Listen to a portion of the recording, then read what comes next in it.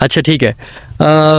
अच्छा जी नाजरीन, हम आपके साथ एक टेक्निकल डिपार्टमेंट का लैंड ओनर के साथ आपका मुआवजा करवा रहे हैं कि एक आसान ज़बान में एक फार्मर को घर बैठ के इंफॉर्मेशन मिल जाए। शाम भाई, आप मुझे बताएं कि कितना सीड चाहिए होता है ज़मीन को तैयार करने के लिए मकई के लिए? नॉर्मल तो 28 से 30 kg, मतलब टेक्निकली तो नहीं बता रहा मैं। दूसरा जो फर्टिलाइज़र होता है नाइट्रोजन और फास्फेट जो हम इस्तेमाल करते, जो सीड हम इस्तेमाल करते हैं पर एकड़, तो जो नॉर्मल इस्तेमाल होता है आम जो होता है 25 से 30 kg, और जो हाइब्रिड इस्तेमाल करते हैं वो 8 से 10 kg हो गया हम इस्तेमाल। ये रिक्वायरमेंट है। और जो नाइट्रोजन और पोटाशियम जो है फर्टिलाइज़र, वो 2 बोरी नाइट्रोजन की होगी और 1 बोरी होगी पोटाशियम की होगी, वो हम इस्तेमाल करते हैं इसके लिए। बाकी टेक्निकल एस्पेक्ट्स वो आपको बताएंगे। जी जी जी बिलाल भाई। जी इत्शाम भाई, एक्चुअली हम जो है 2 किस्म की मकई जो है हमारे यहाँ काश्त की जाती है। एक आम इकसाम होती है, दूसरी हाइब्रिड इकसाम होती है। तो हाइब्रिड इकसाम के लिए 25 से 30 किलो जो है वो सीड रिक्वायर्ड होता है, जबकि हाइब्रिड इकसाम के लिए 8 से 10 kg का बैग जो है वो किसी भी अच्छी कंपनी का जो है आप पायनियर का जो है वो इस्तेमाल कर सकते हैं। वो उसकी जर्मिनेशन 100% होती है। दूसरा उनकी जो है इनब्रेड लाइन जो हमने बात की पहले, क्योंकि वो बहुत अच्छी तरीके से जो है ना उसका करवाते हैं, क्रॉस करवाते हैं। बहुत अच्छे। तो अब फर्टिलाइज़र पर आ जाते हैं। तो फर्टिलाइज़र को आपने ऐसे ही करना है कि एन, पी और के 3 चीज़ों में आपने उसको डिवाइड कर लेना है सबसे पहले। तो आप 119 नाइट्रोजन पर केजी के हिसाब से, मैं किलो के हिसाब से बताऊंगा और उसको बाद में हम बोरियों में भी जो है वो, ताकि फार्मर्स के लिए आसानी हो जाए ना। तो 119 किलो नाइट्रोजन, 69 kg फास्फोरस और 50 kg पोटाश, ये पूरी मकई का जो है ये फर्टिलाइज़र प्लान है। बहुत अच्छे जी। ये आपने इतने केजीज जो है वो आपने यूज़ करवाने। ठीक है बिलाल भाई, इसको सिंपल वर्ड में बोरी के हिसाब से बता दें। देखिए इसमें आ जाएगा नाइट्रोफॉस जो है ना, वो आपने 3 से 4 बोरी करनी है। 3 से 4 बोरी जो है वो आपने यूरिया की इस्तेमाल करनी है, जबकि पोटाश की आपने 3 से 4 बोरी इस्तेमाल करनी है। ठीक है, लेकिन ये भी मुख्तलिफ जो है ना स्टेप बाय स्टेप। ठीक है, जब भी आपका पानी लगे तो आपने इसको जो है ना स्प्लिट डोजेज में जो है वो आपने ये खादें देनी है। ये नहीं कि आपने एक साथ कर देनी है। ठीक है, लेकिन आपने 50% जो है खाद जो है वो आपने पहले पानी से या नीचे इस्तेमाल कर लेनी है। बीज को थोड़ी ताकत तो मिले। हाँ जी जी जी बिल्कुल। अच्छा, एक और चीज़ मुझे बड़ी इंपॉर्टेंट है जो मेरे अपने इस एरिया के अंदर अवेयरनेस नहीं है फार्मर को। जब कोई नई काश्त करता है किसी ज़मीन के ऊपर, उसको सैंपल भी करवा लेना चाहिए, उसकी सॉइल की सैम्पलिंग करवाना बहुत ज़रूरी है कि नहीं? जी बिल्कुल, सॉइल सैम्पलिंग तो बहुत ज़्यादा ज़रूरी है।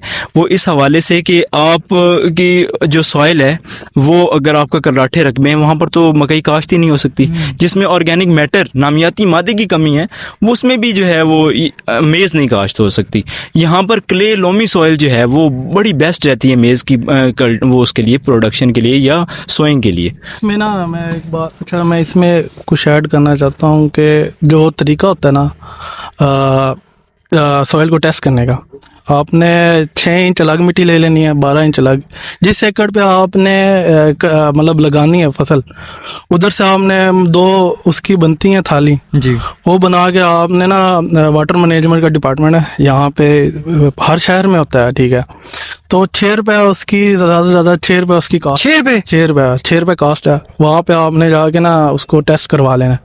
और भाई जैसे बता रहे हैं कि सैंडी और लोमी है, तो उसके लिए बेहतर भी है सैंडी के उसकी ना जो पीएच लेवल है 6.5 से 7.5। और इस वक्त हमारा जो बरानी एरिया सरगोदा, ये सेंट्रल पंजाब, ये भी इसी के। जी जी, यहाँ पर अच्छी सॉइल्स हैं 6.5 to 7.5 और हार्ड रेंज 8 पॉइंट तक जो है ना पीएच जाती है।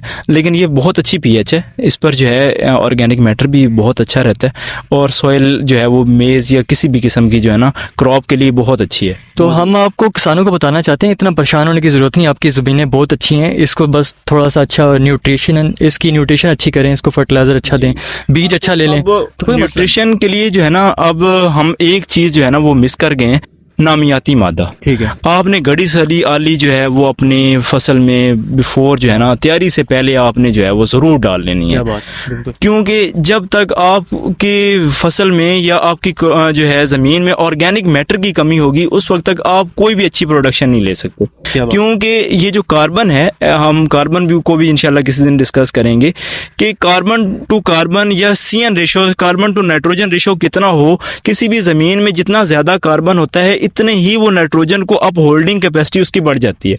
बिल्कुल वो प्लांट इतने ज़्यादा ही नाइट्रोजन, फास्फोरस और पोटाश को उठाने के अहल हो जाते हैं जिसमें कार्बन ज़्यादा हो। जिसमें कार्बोहाइड्रेट्स या कार्बन चेन्स नहीं होती भाई, वो ज़मीन कभी भी अच्छी जो है वो क्रॉप जो फर्टिलाइज़र हैं उनको अच्छा अप होल्ड नहीं कर सकती।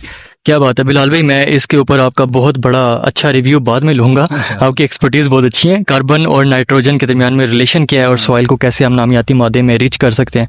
बिलाल भाई, श्याम भाई मुझे ये बताएं। मैं ये भाई बता रहे हैं ना, इस पे एक फॉरेनर की डॉक्यूमेंट्री भी है जो नेटफ्लिक्स पे मौजूद है कि वो किस तरह हम अपने नामियाती मादे कार्बन को हम ज़ाया कर रहे हैं। ठीक है, अच्छा ओके। श्याम भाई मुझे आप ये बताएं कि इस वक्त फार्मर का सबसे बड़ा मसला क्या है मेज़ के हवाले से, फिर हम इस वीडियो को वाइंड अप करते हैं। मेज़ के हवाले से तो उसका सबसे बड़ा इशू ये है कि जो इसको बीमारियां लग जाती हैं। हाँ, बीमारियों के हवाले से आज सरगोदा में ना एक सबसे ज़्यादा इशू एक बीमारी, देखो एक कीड़ा है सुंधी। अब उसके जो असरात हैं वो बहुत ज़्यादा ख़तरनाक हैं।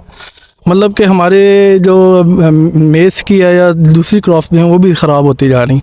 उसके बारे में भाई आपको बताएंगे। जी बिलाल भाई। जी, मेज़ पर जो सबसे ज़्यादा अटैक करता है वो फॉल आर्मी वर्म है। तो फॉल आर्मी वर्म जो है वो फसल को तबाह करके रख देता है।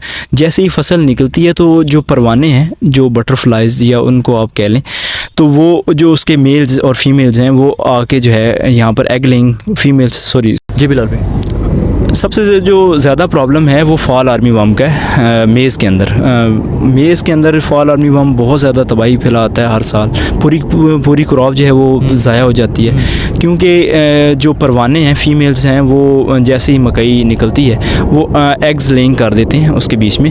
तो फिर वो उसमें से एक जो है वो लार्वा डेवलप होता है, एक सुंडी डेवलप होती है। तो वो सुंडी जो है वो उसको अंदर से खाना शुरू कर देती है जो सॉफ्ट मटेरियल होता है। तो बिल आखिर वो आखिर तक जाकर जो है वो पूरे जो पौधा है उसको डिस्ट्रॉय कर देती है। तो इसके लिए टेक्निकली तो हम लोग जो है वो यहाँ पर ज़्यादातर पेस्टिसाइड यूज़ करवाते हैं, लेकिन अगर मैं आपको मैकेनिकल व्यूज़ बताऊँ, मैकेनिकल तरीके से इसको कंट्रोल करने का, तो आप गहरा हल चलाएँ।